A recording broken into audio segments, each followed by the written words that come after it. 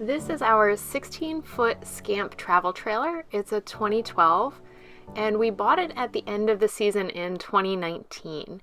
We spent the spring of 2020 doing an interior update and some maintenance to it, and then the summer of 2020, we ended up having some changes where we couldn't use it quite as much as we had planned, so we decided to rent it out. And this is going to be the process of sharing what we learned, whether you're somebody who's thinking about renting a camper for you to try, or maybe you have one that you want to rent out. Hey everyone, my name is Laura from Let New Adventures Begin, and today I'm going to share with you our experience of renting out our RV through RV Share. It was definitely a learning experience, and for most things I like to go through a pro and con list, and since we're getting to RV season right now, we're so close. A lot of people are probably thinking about maybe trying to rent out their RV, and they want to know more information about what the process is like. So I'm going to share what we learned through the process. Here's the Scamp. It's winterized right now, and that also means that there's a whole bunch of stuff in here for storage. Kind of a mess. And it's really cold today.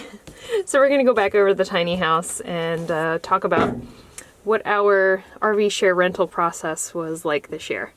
I think the most common question that people ask is why we decided to rent out the RV.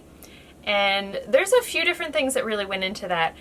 We always just kind of found that process interesting. I know a lot of people do that as a side business. The 2020 season was our very first full season with the Scamp, and unfortunately 2020 didn't work out the way anybody thought it was going to, and like a lot of people, we had a bunch of trips planned and we wanted to do a bunch of things. Those plans didn't work out. We were pretty limited in when and where we were able to travel. But with that being said, even though we were limited in our travel, I know a lot of people wanted to get out, and RVing was a great option because you have your own bed and your own toilet and you're not having to interact with a bunch of people. A lot of people have been asking if we're going to do it again this season, and we're not 100% sure, but right now we're leaning toward no. And the only reason for that is because we want to use our RV this year. That's it. We really want to fit in more trips this year, and hopefully we have a little bit more flexibility. So I don't think we're going to rent out the RV again. And that's not really because we had a bad experience with anything. It's just because we want to use it. All right, let's get to the pro and con list. And I'll start with a good thing. So the first positive of renting out your RV on RVshare or any other website is that it really does help to cover some of the cost of ownership. Having an RV is not the cheapest thing when you factor in the cost of purchasing it, the extra things and accessories that you have to buy for it. There's always things that you need. Maintenance costs, we put new tires on it last year. That was no cheap thing. And just like general upkeep, you will end up spending a good chunk of money every year on your RV. So renting it out can be a great way to offset that cost of ownership. And actually recently RV Share did a survey of their users and how their rental season went. And a lot of people said that they were able to cover the full cost of their RV payments by renting it out. So that's an interesting thing to think about for people who are maybe looking to get into buying an RV. If they were also going to rent it out, that can really help to make it a financially more feasible process. Okay, the con of this is that even though it helps you with cost of ownership for sure, you are going to end up spending a lot of time, especially on the initial setup. Setting up your listing, taking the pictures, doing all of that kind of stuff is going to take time, and cleaning it and staging it and all that kind of stuff. So it's a back and forth, you know. we found ourselves this year with a little bit more free time, so me like cleaning and changing sheets and like washing everything wasn't a huge deal because there wasn't a whole lot else to do. But if it was a normal year, I would much rather spend my Saturday hiking than cleaning the Scamp. So that's probably another reason why we're not going to do it this year.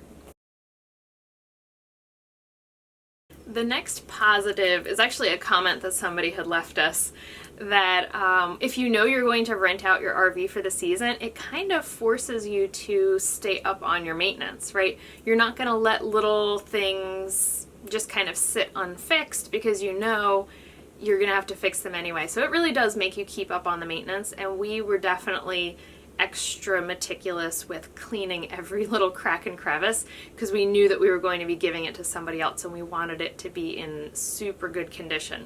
So that's a positive. It really does make you stay motivated and up to date on that stuff.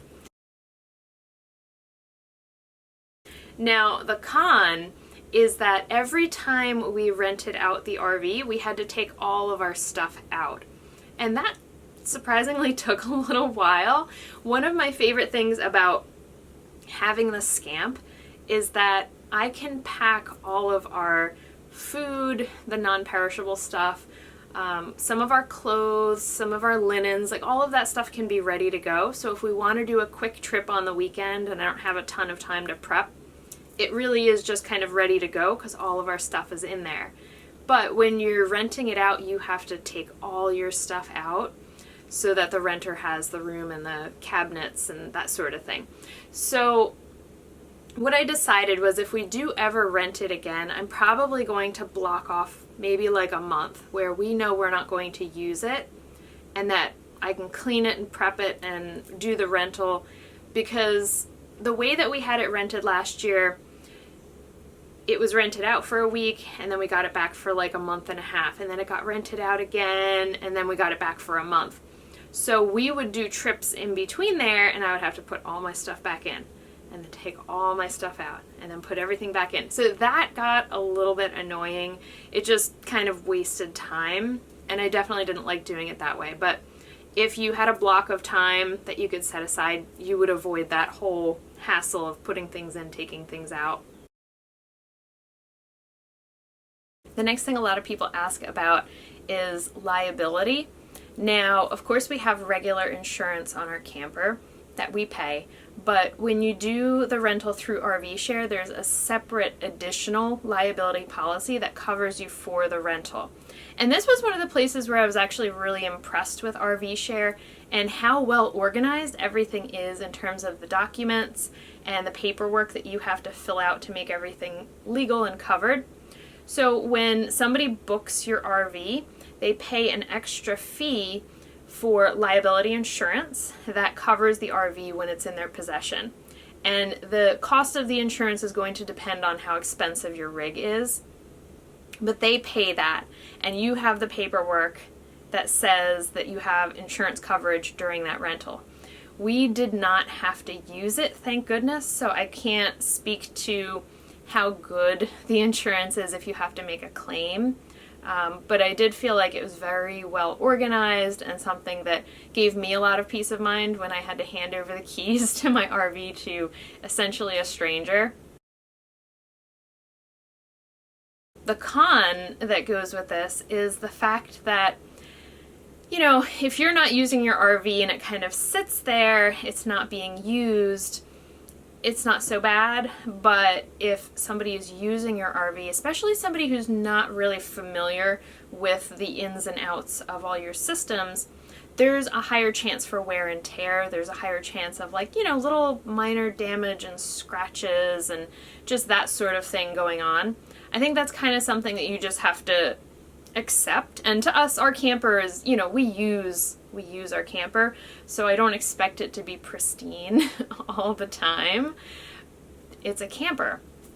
But if you are concerned about any sort of wear and tear, then, you know, that's a consideration before you hand over your RV for somebody else to use it.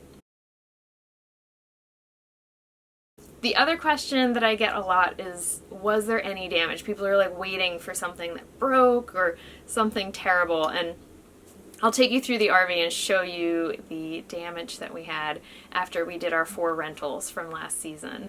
The number one question that people always ask after we rented out the Scamp was there any damage? And there were a couple little things that I'm going to show you. So the first one, I don't even know if we'll be able to see it on camera. Barely. There's like a slight cup ring on the table. And I think my long-term goal was I was going to put another seal on this table anyway, because it is a very high-use surface, so I don't think that seal that's on there is going to really do the trick. Okay, so that's the first one. The second one is this little scratch right here. Yep, you can barely see it. There we go. That little scratch right there, because really when you're bringing stuff into the Scamp, this opening is pretty narrow, and if you're bringing a bag in or something, we always end up brushing against that, so I think that's what happened there. And the third thing is this little plastic component on the bottom of the toilet just kind of popped open, and you can see we have a little piece of duct tape on there, but there's a small plastic hook that holds that around to like cover the bottom of the toilet, and at some point that little piece of plastic broke off, so that piece doesn't stay in place the way that it's supposed to, but that's okay because we're planning on taking this toilet out anyway. And it's really a cosmetic piece. So those are really the 3 things that I noticed. Everything else, I feel like in general, people took really good care of the Scamp and gave it back to us in a very clean state because they want their security deposit back. So we had, I believe, a $500 security deposit on top of the insurance that they pay for, and on top of signing the contract and everything to say what needs to be done before they bring the Scamp back. So yeah, people were really good about taking care of the Scamp. Thank goodness, because we were nervous. The next pro in this whole process of renting out the RV was meeting interesting people. I think campers in general are just really awesome people. They're usually super friendly. They want to know about your camper and where you've been and what places you like to visit, and they have all sorts of interesting stories. Campers are just really neat people in general. So through the process of renting out your RV, you get to meet people with interesting stories, and I really enjoyed that aspect. The first couple who rented our RV were taking a vacation with their baby, and I think it was the first vacation they had taken, and they were making memories with our Scamp. They were taking pictures and enjoying it, and I just think that's so neat that it was part of their summer vacation that we could let them use our Scamp. The next negative part about this is not even so much negative, but just one of the drawbacks of this whole process of renting your RV is the pickup and drop-off situation. It's totally going to depend on your schedule, how you're going to work the pickup and drop-off. But understand, most people are getting ready to go on vacation, right? So they might want to pick it up during the middle of the day. And if you work like I do, that's an issue. So a lot of times in the summer, I would work extra. So I might not be home until like 6 or 6:30. So that wouldn't be a viable day for somebody to pick up the camper, because you don't want somebody leaving after dark. And when they come to get the camper, you have to set aside at least an hour, maybe more, depending on the person, to do the walkthrough. So the walkthrough is one of the more time-consuming parts of this process of renting out the RV. You have a checklist from RV Share that you have to go through with them. It says if there's any damage. It says that you showed them how to use all the systems in the RV. And there's a sign-off so that they know that they have to dump the tanks. If there's anything else that they need to do before it's returned, that's written on there, and the time that it's expected to be returned.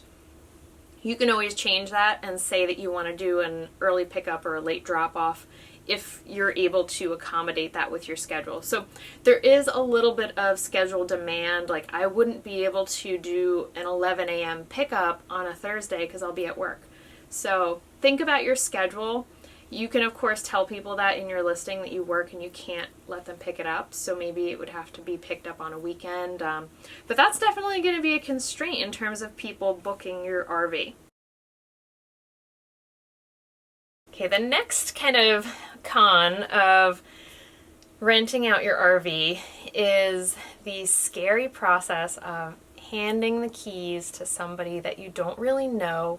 You're not sure how responsible they are. You don't know if they're a good driver, and they may not have experience driving with something in tow. That is the most concerning part of this entire process to me personally. Maybe because I'm not the one driving most of the time, Pat is, but Pat has experience with that kind of stuff. He's a good driver. So when somebody else doesn't know the process of actually hitching the Scamp to their vehicle, and it's really hard for them to like back up and get the ball lined up with the hitch, we ran into some struggle with that. We eventually got them hooked up, but I was really concerned as they drove away. I'm like, oh, I hope they're going to be okay. If they unhook, they're going to be able to get it back together and they're going to be able to tow safely. That was really my personal biggest concern. So if you're thinking about renting out your RV and you're concerned about that, what I would recommend is turning off the automatic booking, because there is a setting so you can turn it on that anybody can just book your RV without having to talk to you. I don't feel comfortable with that. I know RV Share says that you will have higher booking numbers if you do that, but in the thought of just preserving our camper and making sure this process is as safe as possible, what you can do is have people contact you, message you through RV Share and say, hey, I'm interested in these dates. And then you can ask them, do you have any experience towing a boat or, you know, driving with some sort of a trailer if that's what you're renting out? Because for me, a couple of the people that rented out the Scamp had towed boats before and they knew exactly how to do it. They knew how to hook up, how to latch everything, how to cross the chains, and all the little safety things that are involved with towing something safely. So I felt much more comfortable with those renters than the people who didn't know how to do the hookup and that kind of thing. So for you personally, if that's something you are also concerned about, and if we rent out the Scamp again in the future, I think my plan is that I'm going to ask people, like, do you have experience towing? So I guess the good news in that is that you as the owner can have some control over who you say yes and who you say no to, right? You can like go through a screening process. But the con of that is really like, you can't get to know somebody's full life story by talking to them or emailing back and forth with them. So you essentially are like handing over the keys to your camper to pretty much a stranger. And that was so nerve-wracking. I can't even tell you. And I watched other people's videos where they said the same thing. Like the first time you hand over your keys to somebody, you're just like watching your camper roll away. It's a weird, weird feeling. And the whole week I'm just like, please let it come back in one piece. Please let it be okay. So that was the not fun part about having the camper rented out. But then when people came back and they would be like showing you pictures and telling you how much fun they had and asking if they could rent it again next season and asking like, this is such a great camper. Where are these made? Where can we get one? Like that process kind of outweighed the fear and made it really worth it, because you knew like you had helped somebody have this really awesome trip and maybe turned them into a future RVer because they saw how great it could be having a fridge and having a bathroom with them. I hope this video helped you to understand the process of renting an RV, whether you are someone who's looking to try RVing and you want to rent something that you can use for a trip, or if you're an owner and you want to rent out your RV for any different reason. This is a really good option. I wish that we had the opportunity to do this before we purchased our RV, but luckily we love our camper and we're so happy that we have it. And I'm going to be making another video to give you a little bit more detail about the paperwork, how to work with the RV Share website, and what the financial process is like.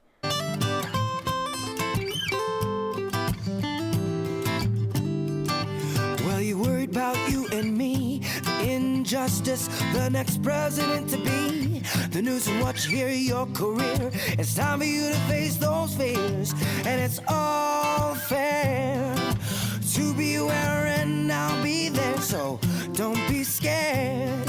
Just take a deep breath of air, and 1, 2, 3 to 10, you begin to focus again, and though time flies, we'll have enough to realize this bigger than the both of us.